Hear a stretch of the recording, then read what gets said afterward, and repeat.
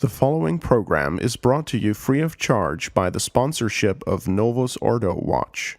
See for yourself that the Church of the Second Vatican Council is not in fact the Catholic Church of the ages. Go to novusordowatch.org.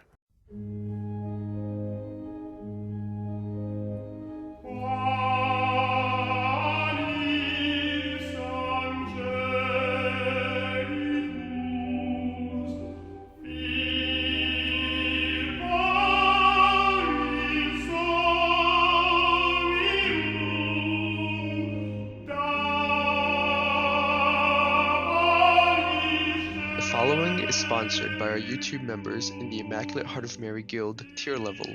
This program, along with all the rest, are made possible by our members like J. Luis and Michael J., who enable us to produce truly Catholic content, as well as supporting the clergy who are vital to our work. We sincerely thank them for their support and would like to ask you to please remember them in your prayers. Greetings and welcome to Clerical Conversations on the Restoration Radio Network, and the first episode of Season 4. And this is a show where we discuss various items in everyday life, and it's great to be joined once again for this season by His Lordship, Bishop Daniel Dolan, pastor of St. Gertrude the Great Church in Westchester, Ohio, as well as by Father Anthony Cekada, assistant pastor at the same church. So, my Lord and Father, great to be back on the air with you, and welcome once again.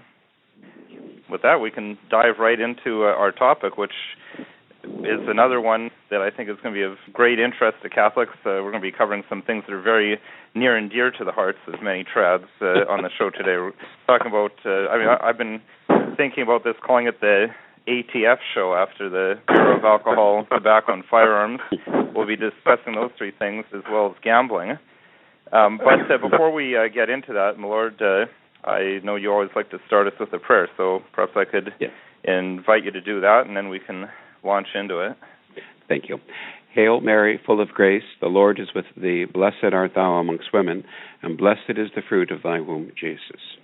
Holy Mary, Mother of God, pray for us sinners now and at the hour of our death. Amen.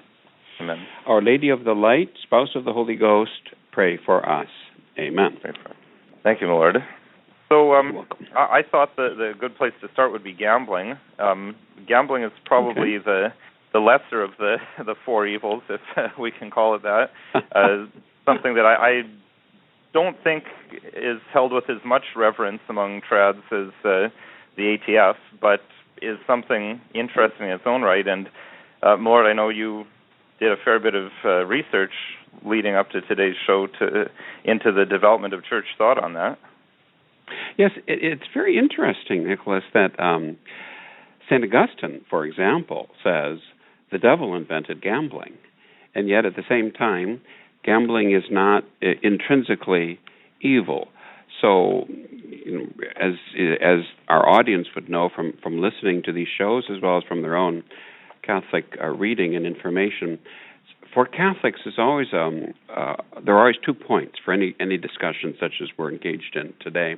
That is to say, we have to look at the principles, the Catholic principles, and based on reason, based on revelation, based on the Church's magisterium, and then we have to look at the prudence of it in practice. So if we always keep that in mind, we as Catholics will be, as is only fitting, will be clear thinkers. So what does St. Augustine mean when he says the devil invented gambling? In other words, because it can lead to a life of sin, and it is something which, although in itself is legitimate under certain conditions, nevertheless it's susceptible to very easy abuse. It brings all of these sins in its wake: greed, covetousness, addiction, self-indulgence, waste of one's money and time and goods, cheating. It can easily become addictive, truly a passion, and then, as with any addiction, it becomes very difficult to control. It can lead, in a word, to a life of sin. But the principle is this, that gambling is okay, it is permissible in moderation. So if we're okay with that, then let's do a definition that might be helpful. Gambling is defined as the staking of money on the issue of a game of chance, and it's in moral theology, it's considered under the aspect of what's called aleatory contracts, in which gain or loss depend on an uncertain event. So, interesting. Strictly speaking, betting on a football match, say, is not gambling in that sense. But gambling is something which would depend on pure chance. The roll of the dice, for example. Now, I think the heart of the Catholic morality for us is to say very simply, if you do it with small wagers for fun, so you're playing some whisk or poker or some game of cards, and you just add a little zest, a little entertainment to the evening's activities. You play small bets. That's perfectly legitimate. There's nothing wrong or sinful with that at all. As long as there's no excess and as long as there's no scandal. Those are two important Catholic principles, aren't they, Father? That in moral theology, you're always going to come across either those two caveats or beware of either excess or scandal. Yeah, and that's really the key to understanding the principle here, the application of the principle. That if there's balance and if there is moderation, and if it's done for a sort of an amusement, small stakes are perfectly fine. But when it's when you end up in the land of excess, where you say put, if we take an example, the income or the resources of your family in general that are in danger, then obviously you get into the area of excess, where it becomes something more. So if you were to go into a casino or participate in, say, a gambling game at some local Novus Ordo church festival, you would have to, in the name of prudence, you would have to say, all right, I've got $20 here. I'm allotting it for this evening's or today's entertainment. I'll play this, but no more. Something like that would probably be prudent, right, Father? Yeah, sure. The difficulty is, of course, when you get beyond it, and when it does become sort of an obsession with you, or an obsession and a compulsion. And, I myself have seen that sometimes in people who've become fascinated by gambling, by going to the casinos, and with this idea that they have to bet. This gives them a thrill. Then there's the idea of winning back the money that you've lost. And you end up turning in on yourself, and you end up doing an awful lot of harm. And it becomes a source of danger for your family and a source of obsession for yourself. No, although when I think of moderation, and Lord, you're suggesting $20 as an example, it seems to me that it's almost impossible, or at least extremely difficult, to partake of one's gambling at a modern casino, because the one time I went to a casino, I did that, and my $20 lasted about 5 minutes. And I thought, okay, well, I could have used the $20 on a decent meal and had a lot more fun with my friends than that. So I guess lesson learned, right, Nicholas? Sure. I think, speaking of casinos, though, I think that while we're saying here gambling is not wrong, the building of casinos is cynically wrong, particularly when engaged in by the state.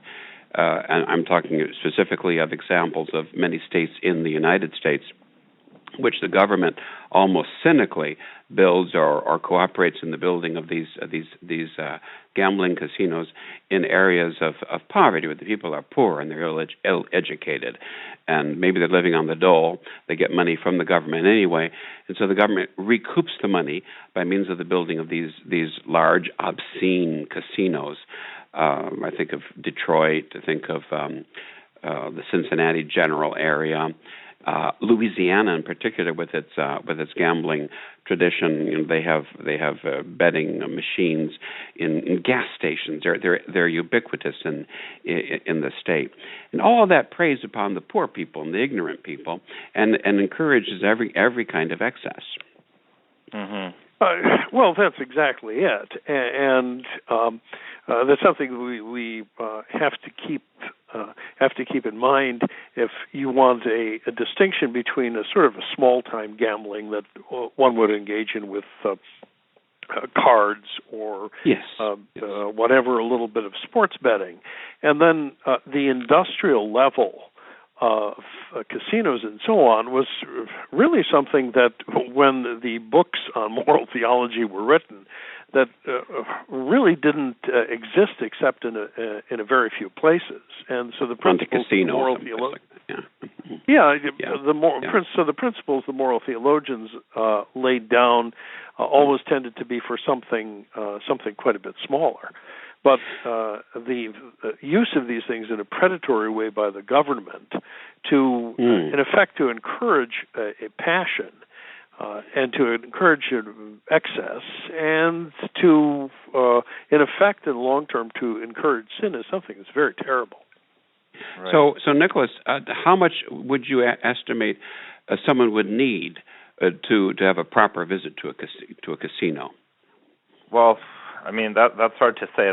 I only went the one time, but I mean, there's other factors to be considered. Some of the casino games, actually, if you have a bit of skill, you can maybe do better. Like blackjack, I think there can be some strategy involved of when to place your bets, or versus the slot machines, you just feed that thing money and pull the handle, and it's complete chance. But I don't know. I would think you'd have to go in with over $100 to last any amount of time.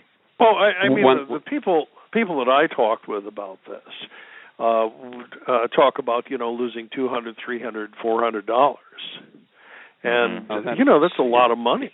You'd have to say that's just obscene, and obviously to have that money set aside for recreation is perfectly legitimate for all sorts of good recreational purposes.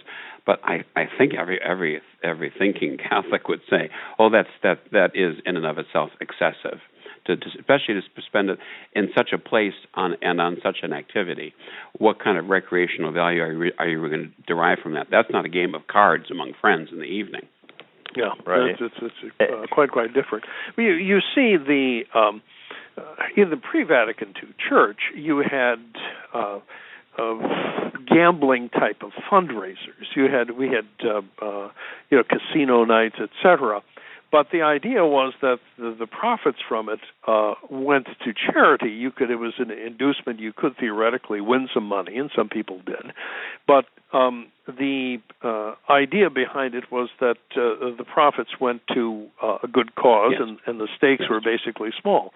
Or many churches had bingo. My father's parish church in the hometown of Calumet, Michigan, had a bingo, and they had a very good attendance at it. I remember going as a kid.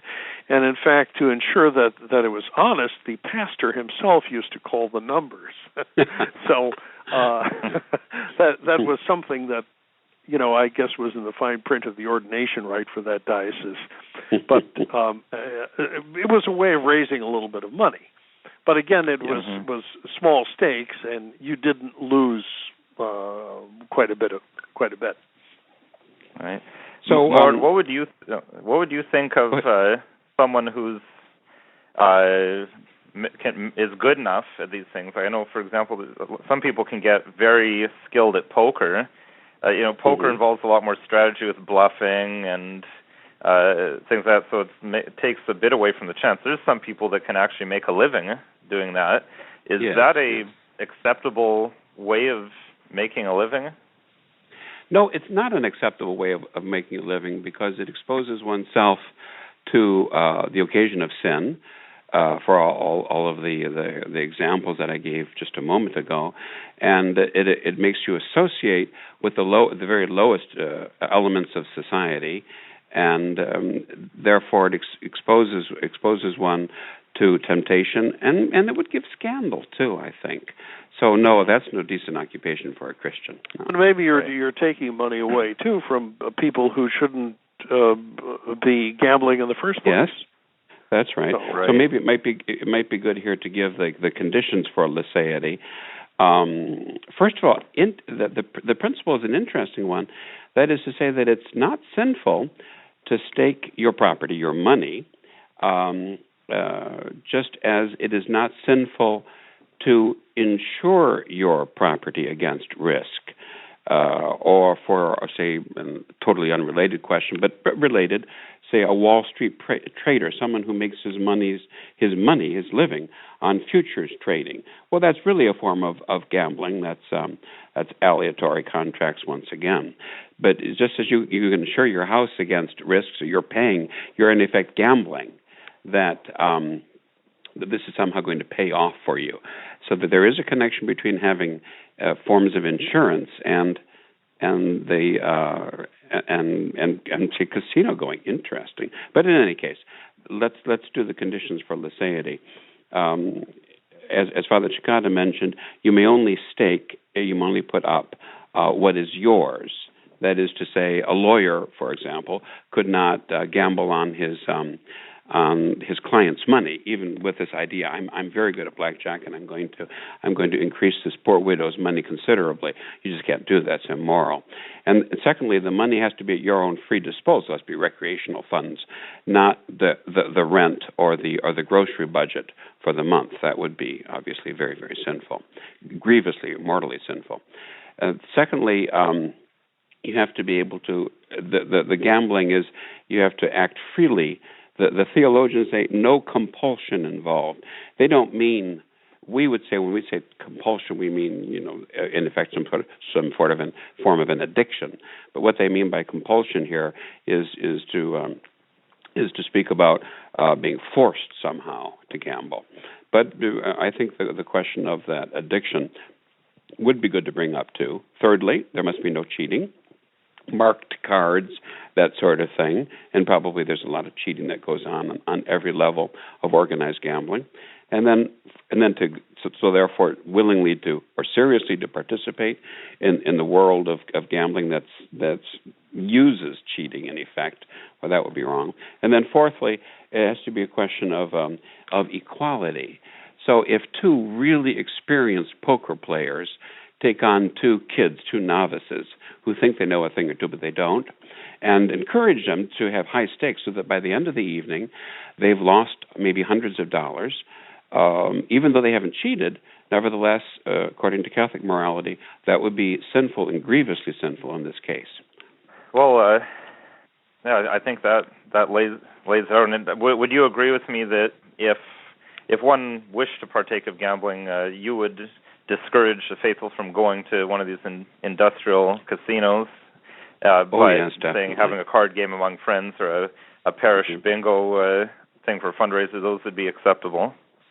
Parish bingo or one of these church fundraiser things, or some charitable fundraiser. I'd rather you not give your money to a Novus Ordo parish that's having a blackjack night, but maybe for some kind of that would certainly ease it, I would say. That would make it a little bit more legitimate. Last of all, just a closing note maybe on gambling, Nicholas, is to say that while the principle is that it's not forbidden, the Church has always forbidden it. From the very early ages, what's called the canon of the apostles in the first centuries laid a punishment of excommunication on the laity as well as the clergy who engaged in gambling. And in the apostolic or post-apostolic times, there were penances that were imposed. Some Pope, I think Pope St. Callistus, put a year's worth of penance for that. But and the medieval theologian St. Peter Blois, for example, says that dice is the mother of perjury, the mother of theft, and the mother of sacrilege. St. Charles Borromeo forbade the clergy from playing in games of chance, dice, that sort of thing. But he also forbade football and croquet, which is interesting, just to sort of mention it. Someone who was really deaf on gambling of any form was St. Peter Damian, who was nobody's idea of having a good time. Once upon a time, he came across a bishop who was playing chess to pass the time while he was traveling. And St. Peter Damian read him the riot act and totally condemned him. He said, he said, well, it's a game of skill, it's not gambling. And he said, you're a bishop, you have no business doing that, much less in public. He was most strict. So there is that. We'll see that in the question of abstinence, total abstinence. There is a certain stream of, particularly with the saints, some saints, but not all by any means. But we go back to the principle: in and of itself, as long as the conditions are met, it's not sinful. Although it sounds like you couldn't go far wrong by just avoiding it and looking for other forms of entertainment. Oh, absolutely, particularly because of you might say the two C's, the company and the compulsion. I would stay away from casinos, definitely. Right. Well, I think that's a good spot to switch gears and go over to alcohol, which is something, as I alluded to at the beginning, alcohol is near and dear to the hearts of many trads. I mean, to the point that, frankly, I've seen lots of people... I think I've heard this in conversation, but I've seen it posted online where some Catholics, they're almost saying that, it's acceptable or good to be getting drunk. Maybe that's a kind of a starting point to talk about. I mean, Catholics aren't teetotalers, obviously, when we consider our Lord's first public miracle, but Lord, perhaps you could lay for us the foundational principles from a Catholic perspective as regards alcohol. First of all, speaking of Catholics, Nicholas, and drinking, it would be only proper to cite the famous little verse of Hilaire Belloc. Whene'er the Catholic sun doth shine, there's music and laughter and good red wine. At least I've always found it so. Benedicamus Domino. That's Hilaire Belloc's contribution to the question. And truly, the idea of a total abstinence is, from so many points of view, really un-Catholic or non-Catholic. But yet the essence of Catholic drinking is, in context, it's conviviality in particular. And a strict, I have to say, Protestant teetotaling or abstinence league approach, a scorched earth, is against human nature, and therefore it's against Catholicism, because grace builds on nature, and is supremely un-Catholic. But yet at the same time, the idea of winking at getting drunk, well, that could hardly be legitimate either, because as we say, we Catholics, we approach moral issues. This is a moral issue, according to principles, and then according to prudence, do we apply the principles to a given case. So it is permitted to drink. It's not only permitted. The scripture says, "Vinum laetificet corominis," and wine to rejoice the heart of man. So there's nothing wrong with it. It's a normal part of life. I think that it's incumbent upon parents to introduce their children at an appropriate age to the idea of drinking as part of a meal, as a normal part of a meal, as you still see in some formerly Catholic countries like Italy, France, or Spain, and not drinking as somehow a great, wicked, forbidden evil. When it's looked upon that way, then it leads to excess, possibly in later life. Parents should train their children at an early age for the purpose of drinking and to be able to drink as part of a meal in moderation, or even great moderation. So the Catholic viewpoint is not all or nothing. You might say the Catholic viewpoint is out of a third way. It's not abstinence, and it's not drunkenness. Drunkenness is hardly Catholic either. Drunkenness is in and of itself a mortal sin. There are certain conditions that excuse it, and obviously we have to talk about maybe in what does drunkenness actually consist. Last of all, I wanted to say that I was surprised when I first started visiting Louisiana and saying Mass there many years ago.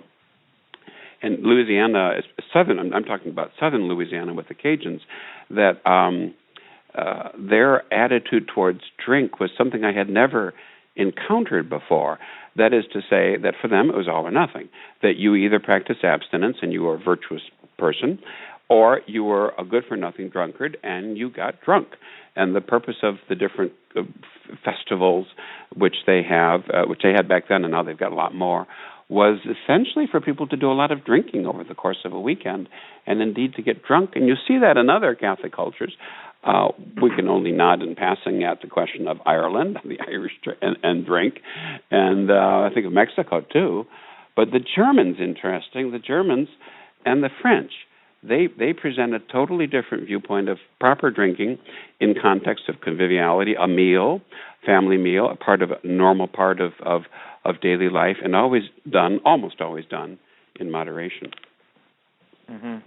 It would be interesting to see what the data is for alcoholism in France and Germany, but just from a historical perspective, it seems to me that having that Catholic approach does lead to a less danger of that excess. Just when one considers the Middle Ages, in a lot of places the drinking water wasn't great, and alcoholic drinks, wine, beer, and mead were very commonly consumed. They're really the principal drinks, but you don't come across much mention in medieval literature of drunkenness or alcoholism being a problem.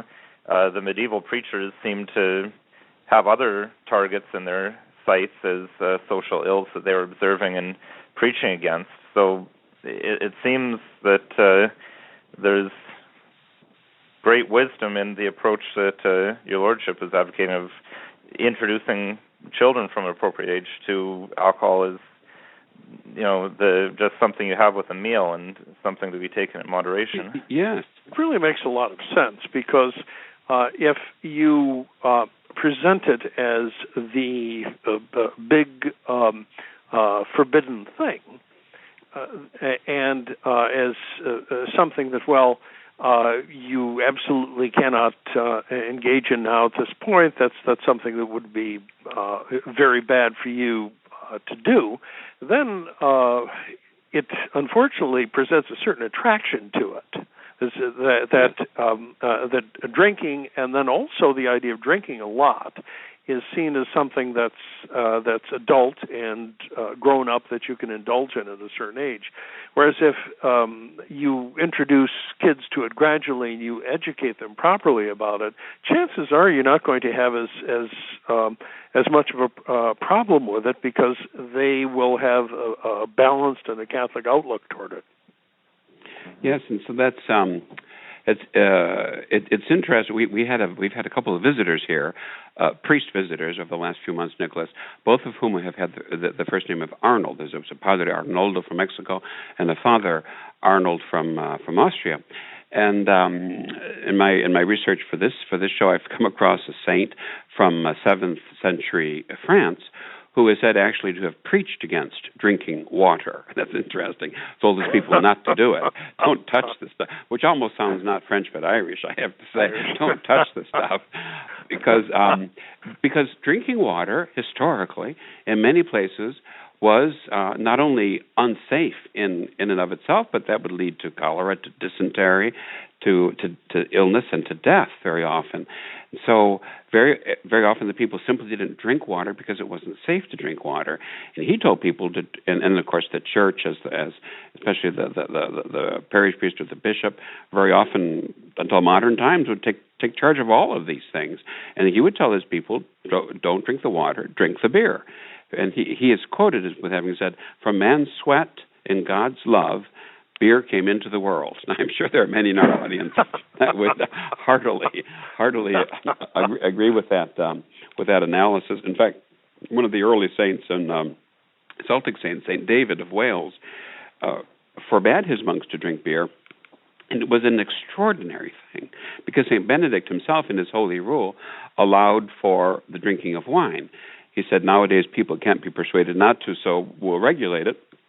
and he prescribed a certain measure of wine for each monk to receive each day with his dinner. But St. David was so strict for him and his Celtic monks, Welsh monks, that he was known as St. David the Waterman, because he made his monks drink only water, and that must have been truly, for most people in most times, even if they had fresh, safe drinking water, what an act of penance that certainly would have been. But it is so much a part of life that even penitential orders didn't give up the drinking of wine, either from health points of view, something to drink that's safe, health points of view, because drinking is considered as such an aid to digestion and as a way of warding off or combating illness, that it was considered to be a normal way of life. If we try to have that attitude, I think we would stay within the just mean, the just measure. That moderation is so much a part of Catholic life, thinking, and moral theology, of course. At what point, though, does one reach the point of drunkenness, or like in terms of how much they're allowed to drink? Are you allowed to drink enough that you're feeling a little bit of what they call a bit of a buzz, is the terminology used? Yeah, it depends on a question of prudence, Nicholas. It depends on many situations. I remember from moral theology class at Cone a million years ago, the example that, well, if it was an occasion, there was some particular reason, say like a birthday celebration or a feast day or something, then a little bit more than usual might be allowed, so that there'd be sort of a mild buzz. Mortal sin comes in when one loses one's reason. You can't function. You can't remember what you did. You got sick as a result of it. You caused scandal to others. You said or did things that you would just never have done had you been sober. Those are some of the ways of determining if one has committed a mortal sin in the matter. Do you remember anything else, Father Cekada? No, I think you pretty well covered it. That I remember the business too about the the party or the occasion, but the different indicia that you listed, those were the signs that really you were into the area of grave matter, something very serious. And it could be if it caused you to lose your inhibitions to a lesser extent. And you end up doing something slightly scandalous, then it might not come under the heading really of a grave sin, and that would depend kind of on your station in life a little bit. It would be one thing for someone who was let's say a regular factory worker. Another thing, the question of, let's say, a bishop. Whether he was playing chess or not. Right.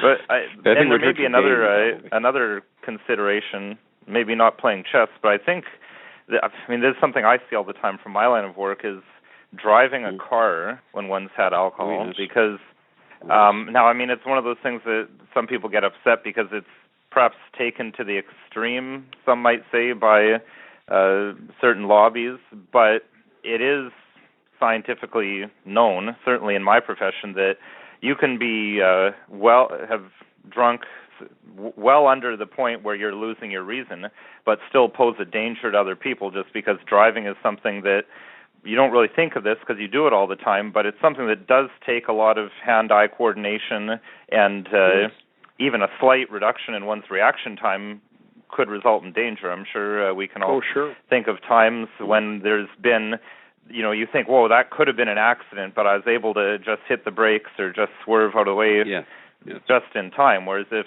you'd been drinking, you may not have had that reaction time, and it could have caused a collision. So I think that's something that Catholics shouldn't be casual about. One, because you could endanger yourself in terms of, if you get caught by the police, that could have huge ramifications on your life, having your license taken away, having to pay fines, etc. But from a Catholic perspective, we don't want to be putting ourselves or other people in danger either. And this was something that the moralists, drinking and driving, really didn't talk about, because the the idea of everyone having a car is something relatively recent. But surely when you apply the principle of danger, the danger that an automobile poses, this giant piece of machinery, and the speed at which you travel, it can have very, very grave consequences if your faculties are substantially diminished. Mm-hmm. So there's something then to be said for the.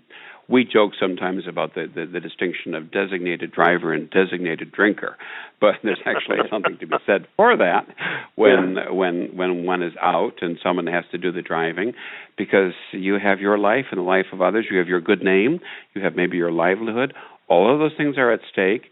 The civil laws are extremely strict, and of course it's a matter of it's a gamble. We're back to gambling again. It's a roll of the dice as to whether or not something will happen, and you might get stopped, and you could have terrible complications. So in all of these things, the idea of the Queen of the Virtues, prudence, has to enter in here. Is it prudent for me to do so? Remember that the apostle says that all things are not licit to me. They're not necessarily wrong in and of themselves, but they're not licit in this particular case because of scandal or some potential offense against prudence. I do have to be careful. I have a responsibility to be careful and to be responsible. Oh, well, I was going to just invite you to, if you had any final comments before we start talking yes. about tobacco. There are a couple of other things, points I wanted to make on the subject. One is that I remember our moral theology teacher, who was a canon of the great St. Bernard at Écône, the Chanoine René Berthaud, making the point that actually drinking unto drunkenness is permitted in certain circumstances, particularly for the sake of one's health. I was just doing some reading on an alternative website recently about that's, and I don't want to encourage anybody to drink to excess, but the writer was making the point that sometimes drinking at least to the point of tipsiness can serve as a natural antibiotic. And I remember the Canon Berthaud telling of cases of people who avoided catching the flu during the post-World War I flu epidemic by getting drunk. And he almost had the impression, if I understood his French, getting drunk and sort of staying drunk for a while, which might be a little, that would seem a tad excessive. It would be permissible for you to do it to undergo an operation if you didn't have an anesthetic. Yes, that would be another example. I guess it was simply an application of is a proportionate reason, and proportionate reason. That was the and that was his point, I think. That's right. It absolutely was his point. The other thing is that it's talking about the different nationalities. It is interesting. That's the question of one's attitude towards drink is a large part of the history of the Catholic Church in the United States. For example, the wars between the different immigrant groups, power wars in effect, and their cultural wars, and a lot of times were fed by a lack of sympathy or understanding. The Germans could not understand why the Irish could not hold their drink, why they could not drink in moderation, and they simply couldn't control themselves. And they found it amusing, and they made fun of the Irish, and they had no sympathy for them. And the Irish, generally speaking, were teetotalers because their people, the bishops were, and many of the priests, because their people very often had the reputation and the reality of when they drank, as poor, ignorant classes will, they drank to excess. There was no idea of moderation because they didn't grow up in their poverty. They never grew up knowing the pleasure of a glass of beer or a glass of wine with a meal. No, if you drank, it was for you got a hold of the creature, as they say, and you just drank to get drunk. And the Irish Church in America waged a great war against that. And we mentioned sometimes to the younger clergy that the young clergy in, I think, almost all dioceses of America, certainly many of them, before the changes, were obliged to take what's called the pledge. They had to promise, as part of a condition before ordination, not to drink alcohol. Was it for 3 years, Father, or longer? 5 years. 5 years. For 5 years after ordination. The former rector of the Milwaukee Seminary announcing that to a seminarian he was talking to at a first mass party, saying that you couldn't have a drink in the old days like this because you would have taken the pledge. Hmm. So yes, and I wonder if there's something there also about the type of alcohol that's consumed. Because in German culture it would mostly be beer, but it seems to me in Irish culture it would often be whiskey or rye. Mm-hmm. And it's interesting because I've seen this, again, in my line of work as a criminal defense lawyer, is there's many, many people, and I've seen countless examples of this, of people that can drink wine or beer and they're fine, but when they drink whiskey, that's when they have a complete personality change, become this angry, violent person, and it seems like there's a lot of people that's where the big problems come. So I don't know if there's something on a chemical level that's different of alcohol distilled from different things, but it seems whiskey is the really big one, and it's interesting to me because corn is a food that I almost wonder if it's a bit of food that the devil wants people to have. I mean, it really originated from Mexico and the satanic Aztec culture. It played a big role in their culture, and and even nowadays, the high fructose corn syrup is a food that's really abused for evil ends. That's and then true. When you see the way whiskey works, I don't know. I wonder if there's something almost supernatural at play there. Well, that's an interesting. Stay away from that popcorn. I think that's. Very possibly so. So I think we are at our third topic, right? Right. Tobacco, which is tobacco, another beloved item. Linked together, aren't they, in sort of common anti-Catholic prejudice? Or, on the other hand, the way we would look at certain sects or religions of the Protestants, it would be almost, they'd say, the Pentecostals of the old days. They don't smoke and they don't drink, and then, of course, they don't dance either. But no smoking and no drinking for many a strict Baptist, for example, as well as parts of some of the other Protestant religions. And those strictures are just not present for Catholicism historically, especially in the use of tobacco. An interesting history. Of course, there's modern science and modern medicine that has a lot to contribute to the conversation now, as people would say. But historically speaking, there's a real link between the use of tobacco and Catholic life and culture. Everybody did. Everybody smoked, even in monasteries. There was an allotment of cigarettes. You remember that, Father Cekada? Yeah, the in the Cistercians, the rule for the congregation, subdivision of the order, said you could had a choice of either getting a pack of cigarettes a day, or 5 cigars, or a packet of tobacco. So yes. This was actually considered part of your normal existence. One of the other things I remember as a kid is the major seminarians. We would walk by the major seminary, and the major seminarians would be walking down the drive having their morning cigarette after breakfast, and virtually everyone smoked in those days. Yes, everyone did. It was not considered to be something that was sinful or abnormal or anything like that. It was considered a normal part of life. Well, and when I read literature that from the 1930s, 40s, and 50s, it seemed it was when someone would go to visit a lawyer's office or some other professional, that this was a standard thing that to be hospitable, the person whose office it was being visited would offer a cigar and a drink to his guests. Yes, that's right. Yeah. Absolutely. But I mean, that still existed in the 70s. So it's not that far off that much in ancient history.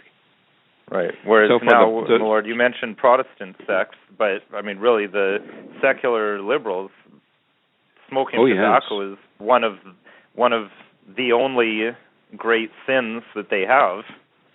Exactly. Well, obviously, burning fossil fuel has got to be right up there. I think we're anticipating an encyclical from the Holy Father, if I'm not mistaken, on the topic.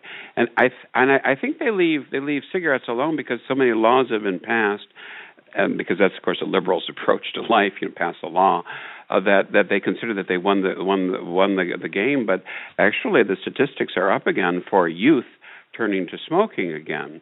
I think from a realistic point of view, you considerably increase your chances of cancer. You contribute to the deterioration of your health by smoking. And I remember a priest I knew once telling me that he didn't buy into all the liberal propaganda against tobacco use, but he didn't want to be a slave to anything, and so he gave up smoking. And that's a very good. Now that's a Catholic perspective. You don't want to be addicted to something, and by its nature, particularly, I think tobacco can be addictive, and those who want to have that freedom would then move away from it. On the other hand, one of the justifying reasons for using something like this is that it does have some sort of a positive effect. And in terms of relaxation or taste, and it certainly does. Otherwise, people wouldn't do it. And I know that when I smoked, and I smoked for many years, I found it very, very relaxing, and I found it helpful when I was doing intellectual work when I was writing. And I actually read a study on that phenomenon later that made an association between the use of nicotine and the ability to concentrate, that it did in fact help your concentration, and the conclusion was that this is why one found so many writers and so many people in the press who were really heavy smokers, because of it helped or it increased their concentration, which is interesting. But we know that from a long-term point of view, it is something that's harmful. If it would be possible to use tobacco in moderation, then of course there would be no problem with it. But that's the key: moderation. Yes. Do the e-cigarettes contribute significant? Does that make a difference? Do you think for decreasing the health problems? Yeah, I mean, I don't think there's as much research on them, but e-cigarettes, as far as I understand, they're just water vapor with nicotine in them. So water vapor, I would think, fairly obviously wouldn't impact you the same as these burning, inhaling burnt tobacco and ash and smoke versus water vapor. No, but the liberals are trying to find a way to forbid it, of course, because it's associated with something they don't like. But so far, from what I've read on the topic, the medical evidence just isn't there unless you have a heart problem or something like that. Although up till modern times, I think we need to say here that the favorite mode for the ingestion of tobacco was taking snuff, and it's interesting to note from a Catholic perspective, everybody, and I mean everybody, took snuff. Since tobacco came from the New World in the 16th century, it became enormously popular. Even really, really, really strict saints like St. Alphonsus Liguori not only wrote in favor of its use, for example, that it did not break the fast, Eucharistic fast, or the natural or fasting day fast, but they also he used it himself personally, And then jollier saints, such as, it wouldn't surprise you to say, like Philip Neri, he used snuff too. Great popes used snuff. Pius IX, Leo XIII, Saint Pius X used snuff and smoked cigars. So Saint Bernadette, against her asthma, on the orders of her doctor, had her own little snuff box and scandalized the other nuns at recreation by using snuff. One nun told her, "But sister, you'll never be canonized if they find out that you're using snuff." And she smiled sweetly at her and says, "Oh, dear Sister Chantal, they'll canonize you because you don't." she had that peasant wit about her. So right. Everybody used snuff, and it was... I remember the old Father Abbot in my Cistercian monastery, he was a Dutch, using snuff during the conventual Mass and during the office, and his white robe, the cowl or kukula, was all stained with brown snuff down the front of it, because he would take it during the services in church, the offices, and they say of Pius IX that he had to change his cassock several times a day because it was all white, of course, but it wasn't all white after he used snuff for a while, because the snuff got all over the place. Right.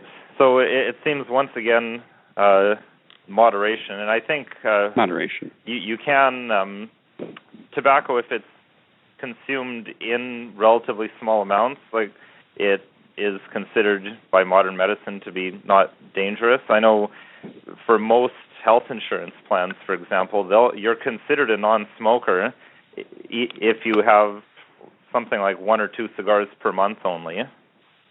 So, yes. Interesting.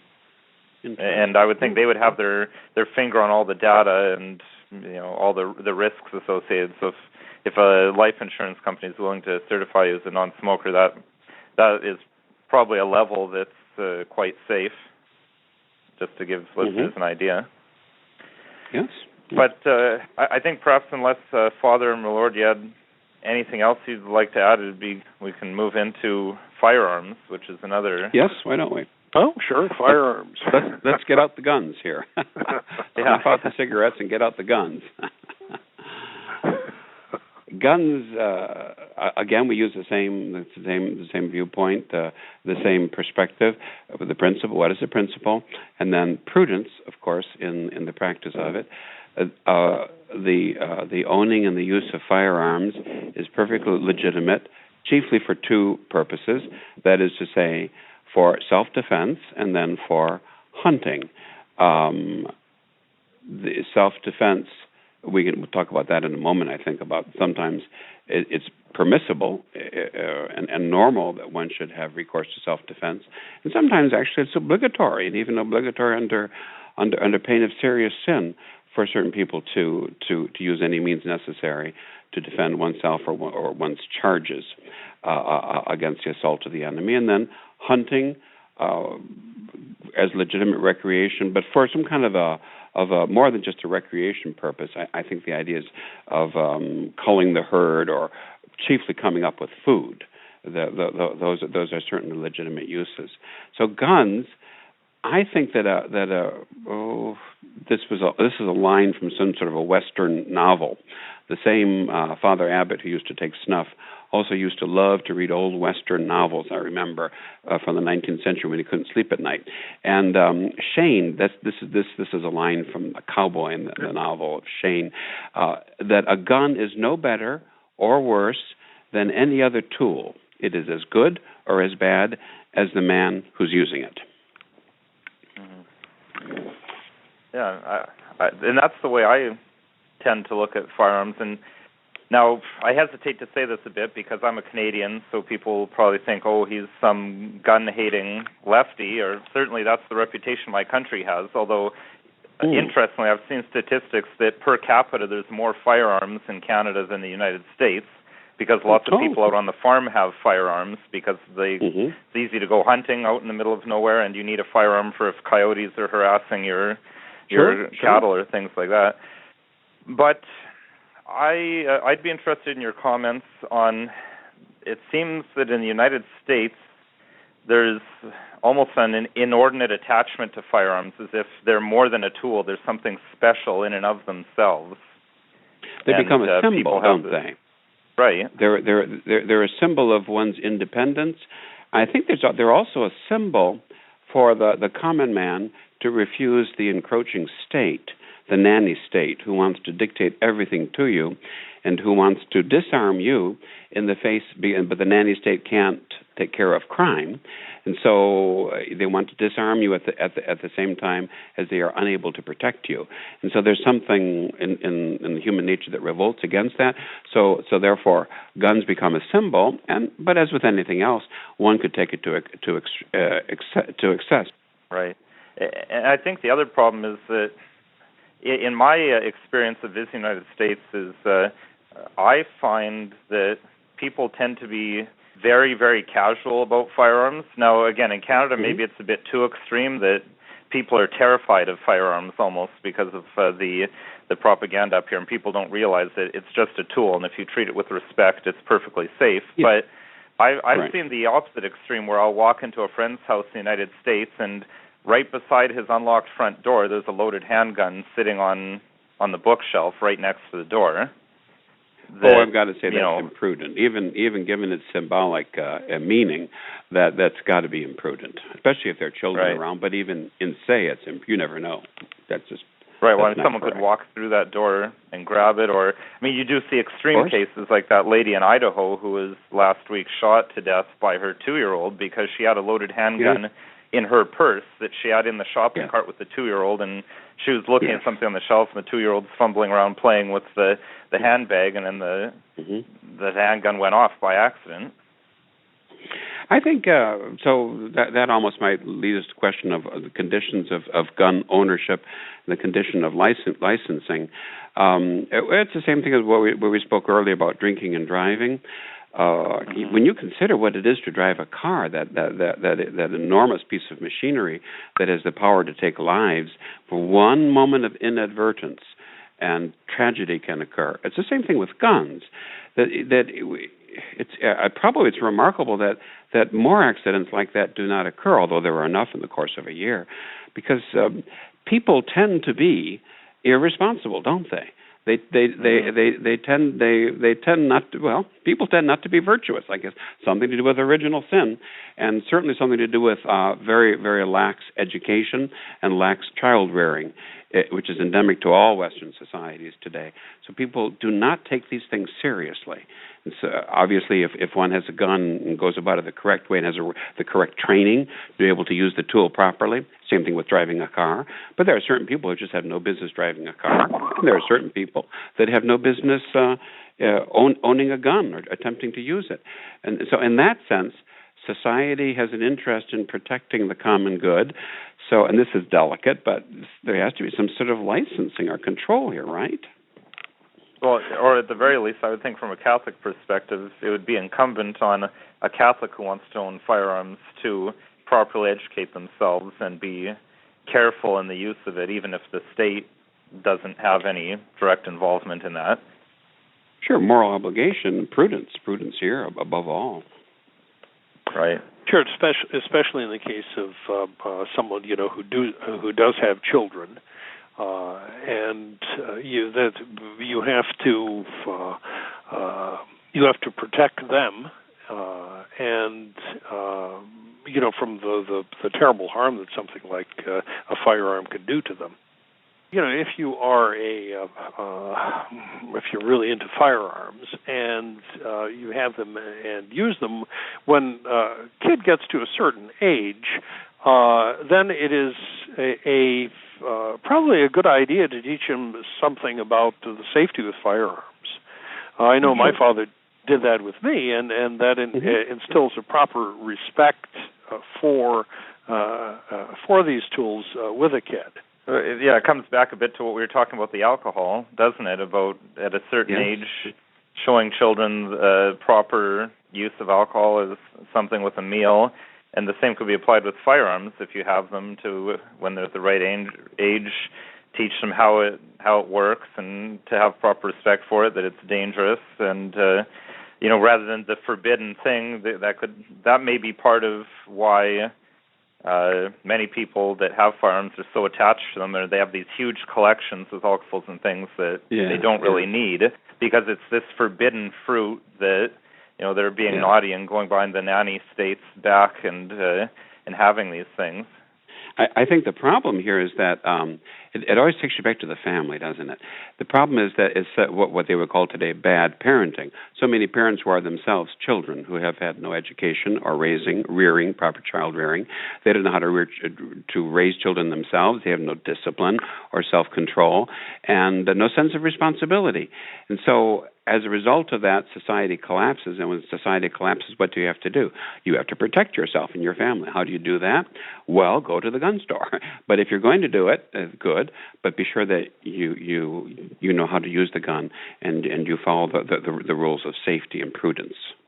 Right. And there's something I've observed that I find a bit strange. I'd be interested in your perspective on this. Maybe it's morally neutral, but it seems odd to me when I visit Americans in their house sometimes, not everyone, but I've definitely seen people where they have a handgun in a hip holster or a shoulder holster just while they're walking around the house playing with their children, cooking dinner.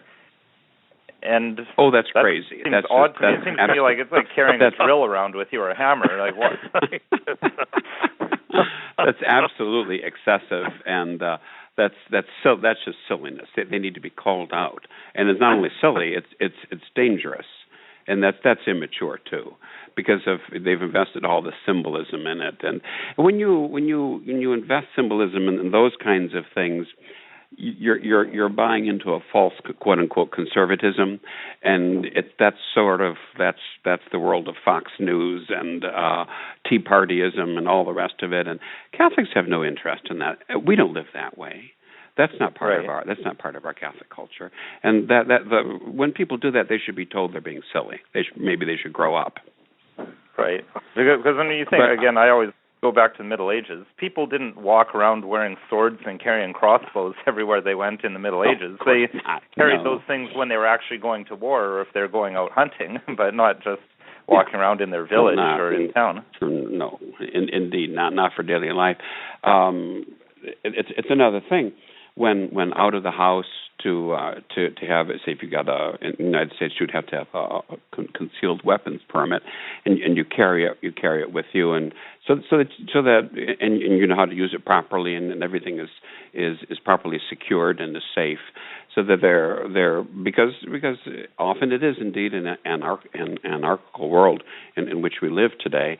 So that I think that can be a very prudent thing by those who are prudent themselves and grown up and responsible about it. I read something today about that a thief, a convicted thief from prison, told someone that well, if I knew that so and so had a gun, I would never have broken into his house. And he was sort of wishing out loud that he and the other house thieves would have a way of knowing whether or not the house was armed, because then he would just stay away. And they say that a real, obviously, the deterrence to crime and violent crime is the thought that I will be punished, not down the line ad infinitum, but right away, here and now. The gun will come out, and my life and my limbs are now at risk. It's just not worth it. I'll go someplace else. So in that sense, having a gun and being known for having a gun and being able to use it, if that would be a positive, that would be a real deterrence, I should think, to crime and to violence. And that's just something that maybe that's a fact of modern life today, that the people have to take those prudent steps.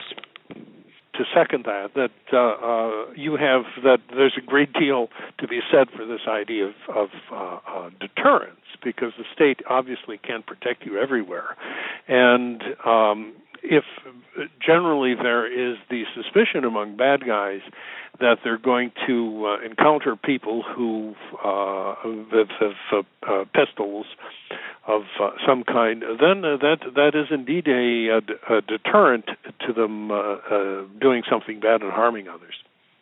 Mm-hmm. And there have been statistics that I've seen in the secular media where certain states have revised their gun control laws to allow homeowners to have firearms, and when that happens, the incidence of break and enters seems to drop off quite significantly. Sure, it only makes sense. Appropriately enough. And then you say certain states, Nicholas, and so that brings up the very key Catholic moral principle of subsidiarity. That is to say that these laws should be made and the matter attended to on the lowest possible administrative level, because that community, that area, that state would know its conditions and then therefore can make prudent laws, as opposed to having these whenever there's some sort of a crime, then our overpaid legislators who have nothing to do otherwise, then they have to pass a law. There has to be a law named after the victim and to make everybody feel better. We don't need a lot of federal laws, but we do need a proper control on the lowest local level feasible. Well, we've covered a lot of ground, and we're basically at the end of our show now. My Lord, Father, any concluding thoughts that you'd like to leave us with? Just that I would like to stress again the liberating Catholic principle, if you will. Don't talk unless you know what you're talking about, and it takes some time to look it up.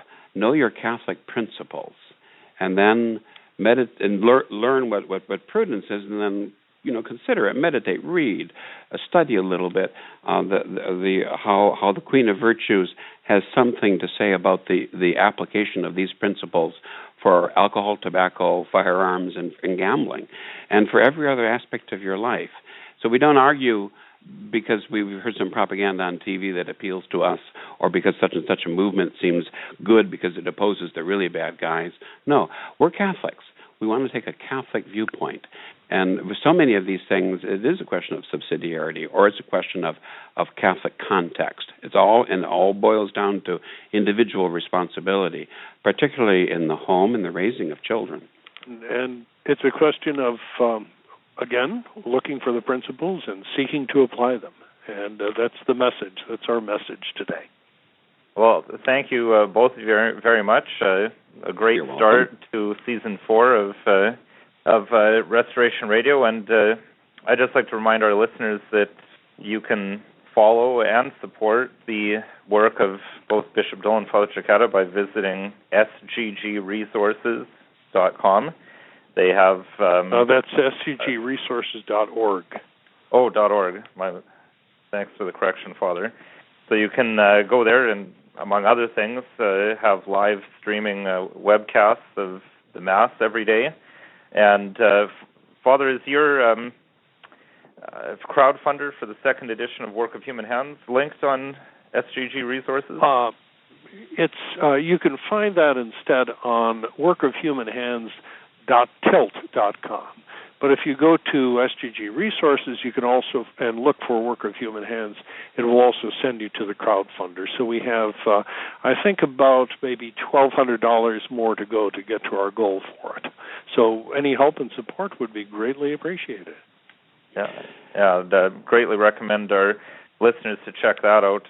For those that may not be aware, Work of Human Hands is currently out of print. I think the Philothea Press that put out the first edition doesn't exist anymore, actually. So the crowdfunder is necessary in order to be able to do another print run of the book and get that very important work into people's hands. And, of course, just a reminder, listeners, you can learn about Work of Human Hands. They're not going through the whole book verbatim, but there is Work of Human Hands show is also available on the network if you want to listen to a bit more of what's in that book, and I think that would certainly pique your interest to see what you can do to get your hands on a copy of that book as well. Nicholas, since we're at the start of a new season, could I just mention that perhaps if any in our audience have topics such as today's topics, which they would like to see discussed in a clerical conversation, would there be some way that they could contact Restoration Radio or True Restoration and make those suggestions? Because I would welcome certainly topics that would be up to date and of interest to our audience. Yes, there absolutely is. Listeners can email us at clerical@truerestoration.org, or you can also send an email to the general email address, which is mail@truerestoration.org. But if you send it to clerical@truerestoration.org, that'll go directly to me, and then I can share it with Bishop Dolan and Father Cekada. And yes, I'd be. I echo His Lordship's comments. We're very happy to hear what would be of interest to you, the listeners, and accommodate that as much as we can by doing shows on those topics. So with that, my Lord and Father, I know you're busy. I'll let you go back to your work, and while I wrap up with our closing. So thank you once again for joining me. And all of us here at the Restoration Radio Network would ask that if you found the show to be informative, helpful, or in any way beneficial to you and your faith, that you please consider sending a note of thanks to the clergy who help make our network worthwhile. Remember that above and beyond material contributions, the most important donation you can make to our work here is prayer. So please think of offering a Mass, a Rosary, or even a simple Ave for our work the next time you pray. We want to remind you that Clerical Conversations is a production of the Restoration Radio Network. All rights are reserved, and any duplication without explicit written permission is forbidden. Permission can usually be very easily obtained by writing to mail@truerestoration.org. For the Restoration, I'm Nicholas Wanswetter, and may God bless you. This program was brought to you free of charge by the sponsorship of Novus Ordo Watch. See for yourself that the Church of the Second Vatican Council is not in fact the Catholic Church of the ages. Go to novusordowatch.org.